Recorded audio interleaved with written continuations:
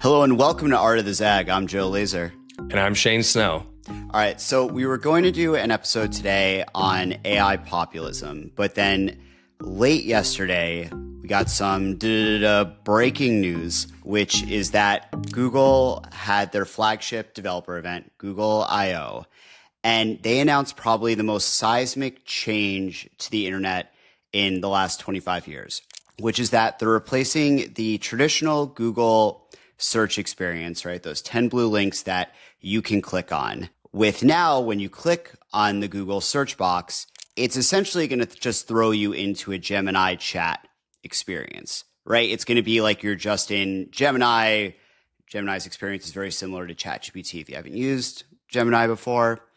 And you can then use what they call information agents that'll go out and scroll the web for you and bring back the information that you need. It'll bring interactive dashboards and widgets into the experience. But essentially, it's going to stop sending traffic to sites on the open web. Well, so, the summary is Google search, which was the internet, is going away. It used to be the internet was you type in something you want, you find a website, you go to that website, and now that is just going to be gone. Yeah. And AI is just going to tell you things instead of you finding them yourself or going to people's websites at all. Exactly. And this is a direction that we've been moving in over the last decade. It's not like it came out of nowhere. In fact, I'm very happy to brag that I wrote an article for Pepper's newsletter 4 months ago where I predicted they were going to do this at Google I/O. Because ever since ChatGPT came out, they have announced some crazy shit at Google I/O. And in 2023, they announced AI overviews. In 2025, they announced AI mode. Actually, I think it was 23. They announced Gemini. 24, they announced AI overviews. 25, they announced AI mode and personalized search. So they've been making these big announcements every year at this event. So this felt like the inevitable moment where they would make this search because they've been dropping breadcrumbs on this already. They have been amping up AI overviews for more and more searches on Chrome on mobile for the last few months. If you clicked on the learn more after AI overviews, it just threw you into this sort of Gemini search experience. So we've been seeing this coming for a while. But this it's still shocking, though. It's absolutely shocking. A lot of people like Eli Schwartz, who's an SEO analyst and very well tapped in, that I trust a lot. He wrote last week that he didn't think they were going to do this because they didn't have to do it, right? A lot of this was reactive at first. ChatGPT came out and Google felt like they'd been sideswiped. Google had been the leader in generative AI for so long. They developed the transformer technology that makes modern large language models possible. And they had always holstered their AI tools because they were rightfully worried about what these things would unleash in the world, right? But then ChatGPT came out. They felt like they had to catch up. They consolidated all of their different AI divisions under one roof. And then they quickly rushed out Gemini, what will eventually become Gemini, their ChatGPT competitor. When Bing started integrating ChatGPT into its search, there was a lot of wonder about whether this would kill Google, but it ultimately didn't, right? Google has been rolling out AI features slowly, but they, pre-Bing and ChatGPT were like 92% of the search market. Now they're 91%.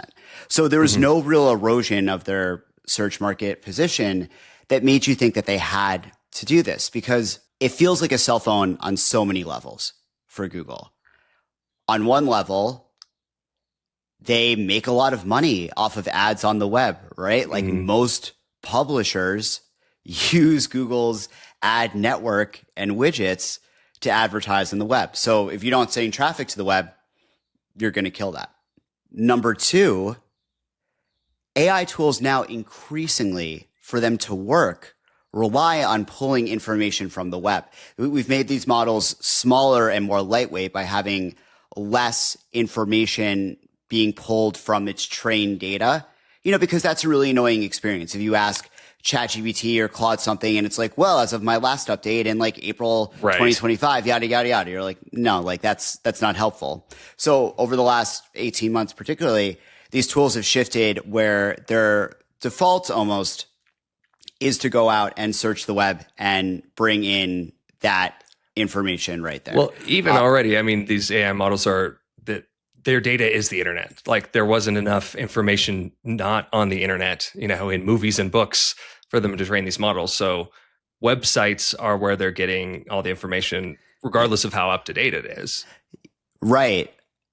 So it's either the train data is corrupted, but increasingly too, they're just looking to these publisher sites that are maintaining a bunch of information in their evergreen content because they've been incentivized to update those things, right? Like what are all of the different characters in the Star Wars universe, right? Because then you would go and you would search that, and someone's got a website where they list it all. Yeah. Yeah. And that always was a huge cash cow, right, for search traffic. But now I saw someone posting about this, I think from Scream Rant on X, that they're no longer incentivized to do this because they're not going to get traffic anymore. So they won't update that, and Google will have the right information. And that's like a small example, but there's tons of different evergreen categories where you're not going to have publishers updating the information anymore. So all we're going to be left with is sort of brand slop from marketers that are trying to bring buyers to their site.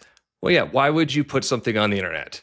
It's because you want people to see it. And you want people to come to you to see it. And there's a couple, different types of businesses that stand to gain from this. But if you're not selling a product, then you're doing it because you're going to sell ads, you're going to get subscribers. Well, if Google is saying like, we'll just take the information from you and not send people to you, so you can't make money from your ads, you can't make money from subscribers, then the only people that have any incentive to put new stuff on the internet are people selling products. And that's where the brand stuff and like all the incentive to do slop kind of comes into play. It concerns me on a more human, I guess, like individual level, which I think it's the same kind of reason why it's concerning for many businesses and publishers. But if you don't have to do your homework to find something out, to learn something, to research something, to investigate something, to decide which of these things I should choose or buy. If you don't have to do your homework, if just some person just tells you everything, like you're like some sort of baby and there's some sort of smart adult that's just telling you everything, you're losing so much. I mean, you lose your, all of the learning that goes into that, all of the learning that goes into the friction of that. And so there's like a loss of growth at an individual level, but there's also just this, like, we now have to trust, we have to be the babies that trust like the adult that apparently knows everything, instead of deciding for ourselves what we want and what we care about. And that I think it feeds into what we were going to talk about today, which we'll talk about in the next episode. I think it's going to feed a lot of backlash. Like, I don't think people want to be in that position where they're the baby and some AI from some corporation is telling them everything they want. They want to look for themselves. And I think that's going to be a huge problem. Yeah. And again, they've been doing a version of this in Chrome on mobile for a while, and it's gotten more and more amped up, where now I'd say the majority of the searches that I do goes into this weird kind of AI overview chat experience. And it sucks. Like, I find myself constantly like going and wanting to X out of it and like, no, just give me the freaking links, because they're pulling from bad sources. What the AI overviews in the summary is surfacing is consistently not accurate, particularly on health queries, I found, but it's consistently not accurate overall. On like, I mean, it's rare that it's entirely accurate. I can't trust. So this is the thing with this whole progression, right? Of like, Google used to search, you used to look at the links, you used to decide what's good. And then over the last few years, with the new CEO, he's like 10x the revenue of Google, and everyone's celebrating that. And how he's done that is made it so like the first 80 things you see are ads. So already like Google has started to suck, but you could still scroll past and get to real websites. And so like that sort of deterioration has been a problem. But with the AI overviews being the first thing they show you, there's this sort of self-fulfilling thing that they've been doing is like clearly someone inside of Google is saying like more people are using the AI overviews than scrolling past them. Yes. It's like, yeah, because it's the whole page and you have to scroll past it. And yet people's trust in those overviews is pretty low. It's lower than their trust in their own ability to look at many websites and choose things. But the convenience is causing sort of usage of that, like the quick usage of that, to be astronomical. But it's convenience plus it being the thing that they shove in your face. So I think it's this very weird mix of like the wrong signals and very short-term thinking, which I think, as you're alluding to, the fear of this storyline that's started going around since ChatGPT launched of AI is going to kill Google search. That fear has driven Google to say, well, we're not going to be Kodak. We're going to invent our own digital camera. Like, we'll disrupt ourselves. But it's like a terrible replacement for what they used to have. Yeah. And like, I want to try and examine the counter side of this, because pretty much everyone I've ever met who works at Google is really smart, right? Like, it's not a company of dumb people. I think most people who work at Google are smarter than I am. So like, starting from that basis, like, it almost hurts my head of how kind of foolish this seems. Like, I can't imagine that they're actually dumb enough, even though so many companies are dumb enough to be tricked by this, by their own internal metrics of seeing that now 2.5 billion people, whatever the stat they've put out, use AI overviews versus 1 billion people who like go past it right to the blue links. Mm-hmm. But like, that's clearly, as you said, you're gaming that metric towards AI overviews. If you take up the entire screen with the thing and then make it so you have to X out, of course, people are going to end up using AI overviews. You have not given them a choice. So is it simply innovators' dilemma, right? That most big companies can't disrupt themselves because of they're entrenched in their market position. And is this Google saying like, screw it, we can do it. We have enough cash on hand. We have enough money. We think we can weather this. And this is our bet on what the future of search does look like. Do they think that the erosion of the open web and the information that AI pulls from doesn't really matter for some reason that I am not seeing? Like, I put out a post on LinkedIn this morning to be like, someone please tell me what I'm missing here, right? And I haven't gotten a great response yet on that. Is there some other reason to do this, such as just driving up users of Gemini, right, overall, and winning and beating ChatGPT and Claude in that AI race as the superordinate goal? Is that the entire argument here if you're inside Google? I'll tell you what I think. I think there's a couple of things afoot. One is, and like, obviously it could be wrong, but one is that smart people actually have this problem of cognitive entrenchment, that it's like, just because you're smart doesn't mean you're going to make good decisions. The more successful you are, the harder it is to see counter arguments against kind of the way you think. And so I think, Google has had this massive success. It's owned the internet for years and years. Its latest CEO has 10x'd their, the company value. It's a company full of winners and successful people who think they're smart. And smart people are really good at justifying what they want to do with logic. And so I think there's a couple of things afoot here. I think one is it's probably, frankly, disingenuous, the storyline that Google is putting out in the press that like, hey, 2.5 times as many billions of people are using Google AI versus Google search. So that's why we're doing this. That's probably disingenuous. Like, some people within Google, I think, are taking that argument and running with it because like, this is what they're told to do. And sort of the wishful thinking of like, well, the data supports the thing that I need to believe. I think that's probably happening within Google. But I think that's like the story that, they have to basically, I dare say, fool us with, that's the real reason, because it is bullshit. Like, it's gamed metrics. Like, if there were better metrics about the reason for, this than just that, I think they might be using that. But I suspect that there's that thing going on of like, smart people will use whatever logic they need to justify what they really want to do and get other people on board with it. And there's this pressure inside of an organization. I think that's afoot. But I think also that all of these companies, like these 5, companies that are sort of leading the race to AI, they all believe that if they can get to artificial general intelligence first, which that's the, AI that's as smart as humans and can learn and grow as humans do, and quickly becomes a super intelligence. These companies all believe that if they're the first one to get to that they will take over the entire world economy. So if you believe that you could be the company that does that, you would do anything possible to get there first. And Google, which already has the biggest audience of people on the internet using it, the biggest user base, you could say, using its Google search tools, if they just force everyone to feed its AI tool to help it grow its AI, then that gives it a better chance of getting to AGI first and winning against, Grok and ChatGPT and Claude and all of that. I actually think there's a really strong chance that that's afoot, and they got to say whatever they need to say, but they're killing their golden goose because they think that doing so will help them win the AI race, not because it's actually good for people and it's a better experience for people who are out there trying to find stuff on the internet. Yeah, let's go deeper on that because I want to think through how it would help them actually win the AI race, because I do think that's the most plausible explanation here. It essentially plops people into a Gemini search experience, right? Or chat experience.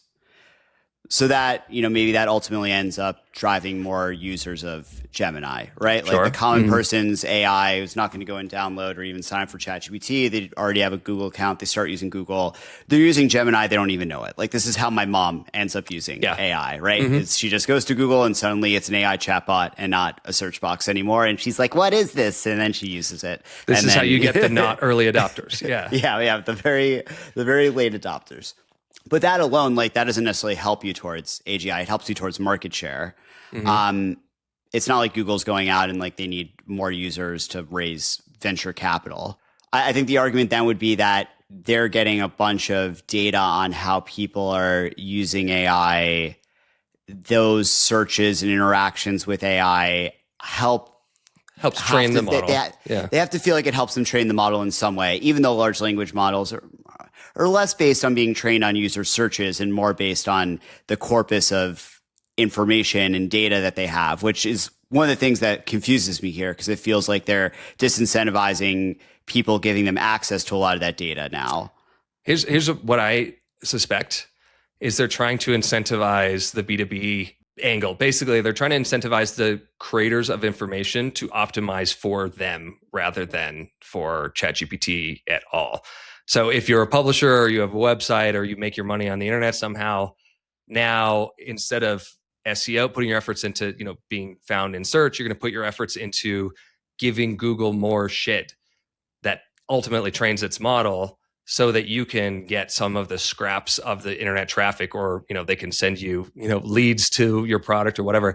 I suspect that that's what's afoot is they're like, okay, people don't optimize for Bing because they know that Google is the biggest SEO game in town. Well, people will put more effort into optimizing for Gemini if that's what everyone's using for search instead of trying to optimize for OpenAI. I suspect that that's what's going on. But people were already doing that because search traffic was so valuable. So everyone already was primarily optimizing for Google and AI overviews. Like I actually think that's the case. No, it definitely is the case. I've been working in with geo companies for the last 2 years. I'll tell you for sure it's the case. I actually have heard like very much the opposite, that like ChatGPT is the one that most of the companies I talk to are optimizing for. But it could be like a function of like how deep into the GEO thing are you getting? But either way, wouldn't it benefit Google to convince people to not optimize for those other platforms, to spend more resources on giving Google what it wants?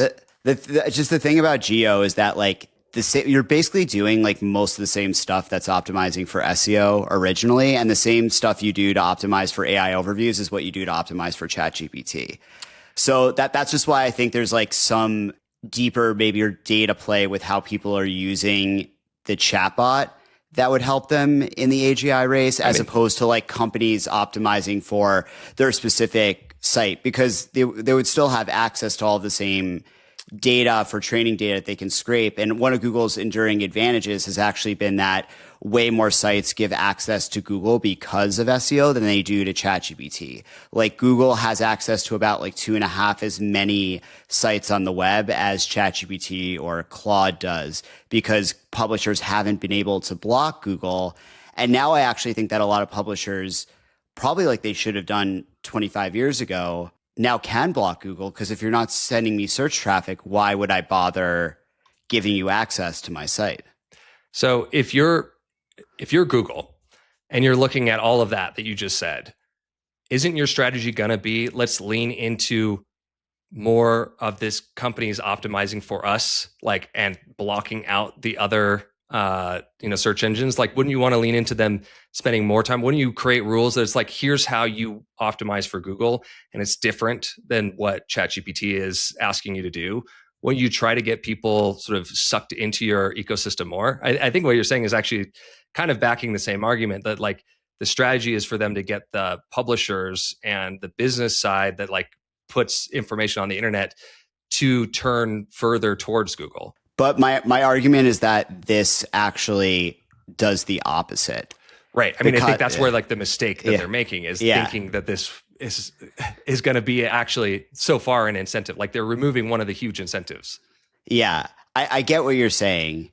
I think that I just think this ultimately ends up doing the opposite by removing the incentive for publishers to give any access to Google to their sites, which I think is the next interesting angle on this, which is there's this kind of lore, right, of the history of media, where if you listen to Scott Galway, he talks about this a lot, where in about like 25 years ago, Scott Galway joined the board of the Times, like bought up enough influence, the New York Times, to just be a huge pain in the ass, basically around one issue, which was that the New York Times should not give Google access to all of its content, and instead should make them license it, that they're basically like giving away the milk for free, right? And he lost this battle. And then I think if you look back at the history of the web, that was a big mistake for publishers to just give away all of their content, all their access to their content to Google, because eventually Google has slowly started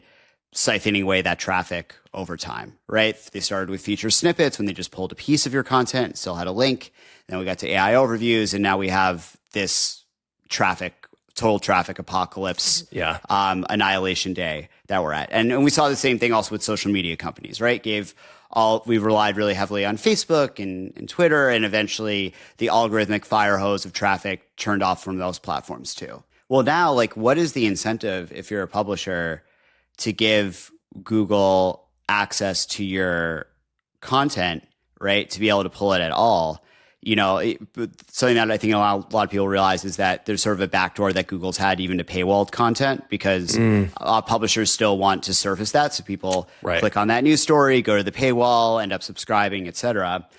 If you're basically going to stop sending people to publisher sites, like, I know you'll have like a couple of links in your AI mode experience, but just from the demo videos that I've seen them putting out, it really seems like those will be quite few, and all the data indicates that very few people click on those. So you're a publisher now, like, why give Google access to your content? Like, I would be super tempted to just shut it off. And there's stories like at Vogue, what the editors have been directed to this year in calculating their performance is to assume zero traffic from Google. Which maybe they got tipped off on this, but it was more that they, over the years, every year they would estimate some degree of traffic from Google, and the drop was always bigger than they expected. Yeah. So what they've said now is like, figure out the business in a world in which no one comes from Google anymore. So like, will that happen? Will we have a revolt of the publishers? And then if that happens, if you have no access on Google for that, but DuckDuckGo or another search engine that's still doing more of a traditional blue links that's very privacy oriented, do those search engines start to win market share over Google in this new environment?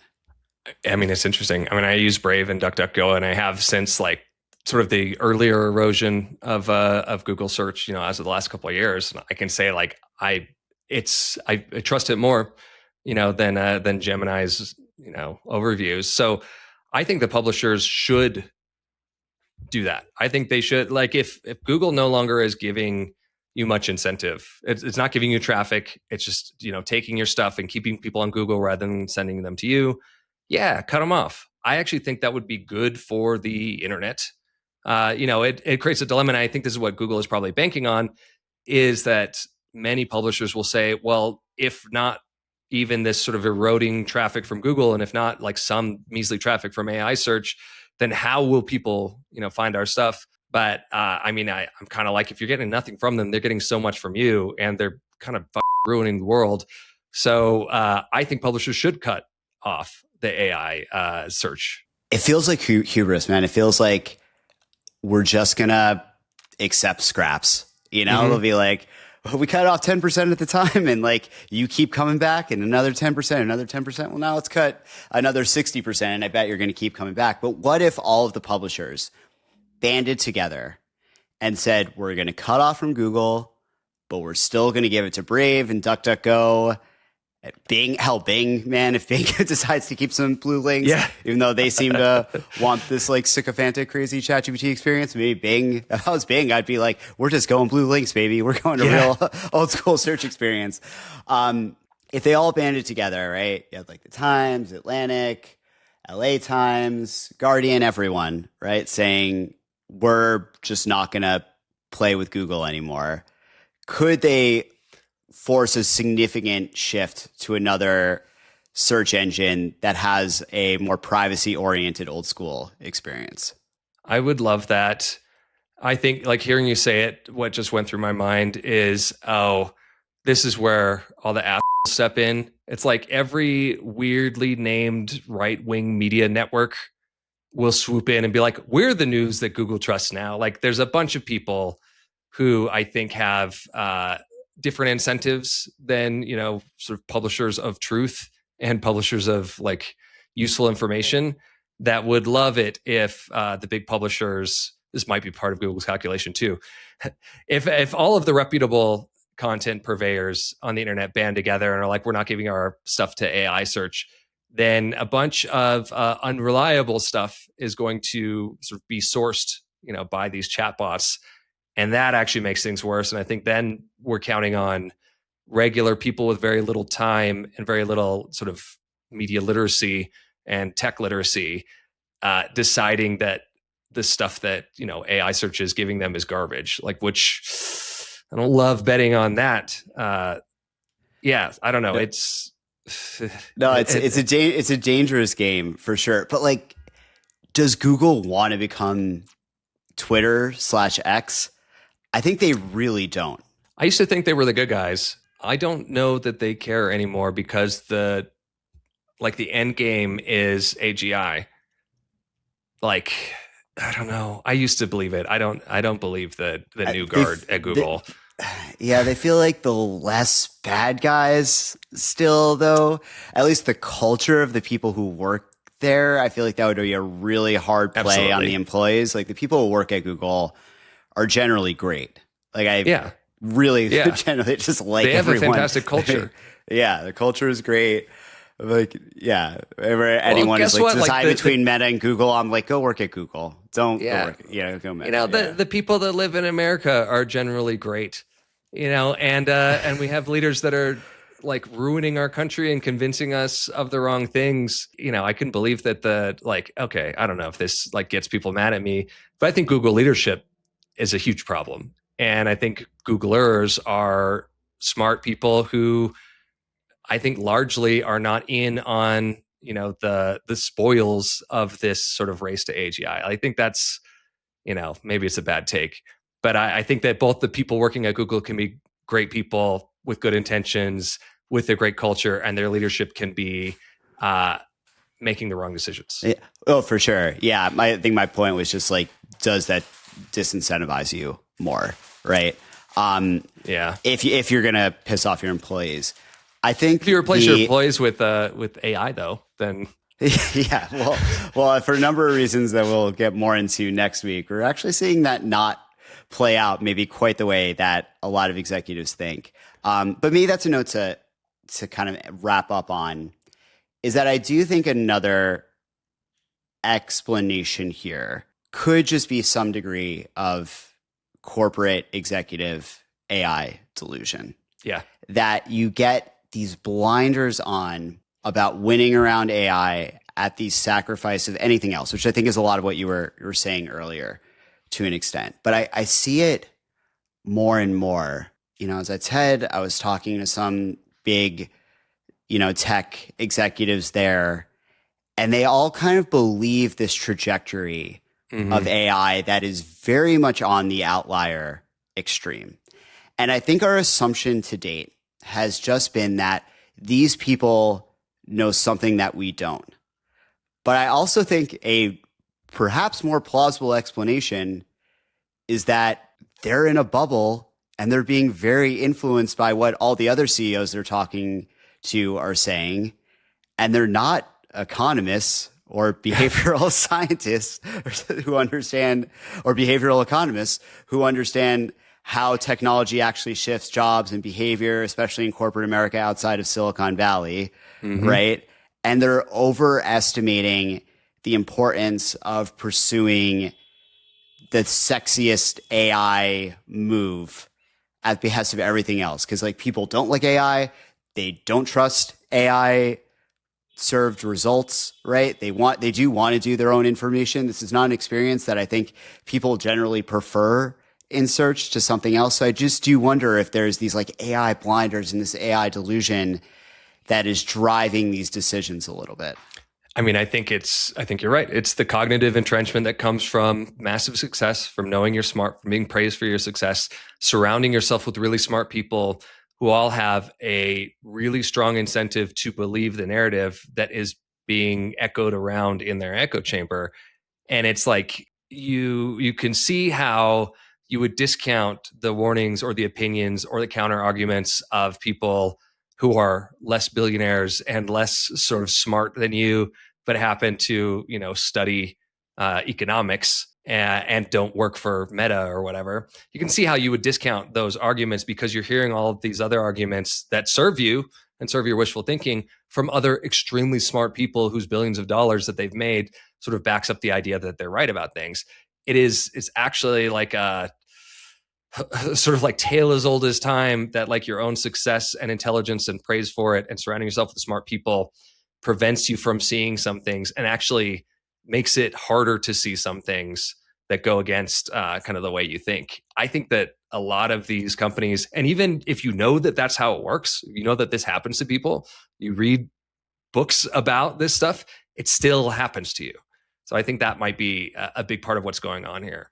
Yeah, I think that is quite likely. And I think this is a good place to wrap because it segues nicely into some of what we're going to discuss next week, where we're going to examine some of the top and most interesting stories around the waves of AI populism coming right now, and also why the AI job apocalypse narrative could be a little bit flawed in terms of the ways that the Silicon Valley elite are talking about things, diving into some really interesting new research there. So let's leave a little teaser for that.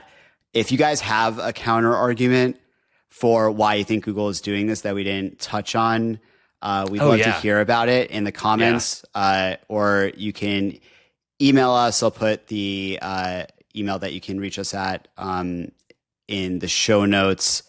And yeah, just going to be thinking about this story. Yeah. How do we need to zag in our thinking about this topic? I think, I think we want to know. Yeah, because besides arguing about the mechanics of geo, we agreed quite a lot here. So tell us what we're missing, and we will see you guys next week.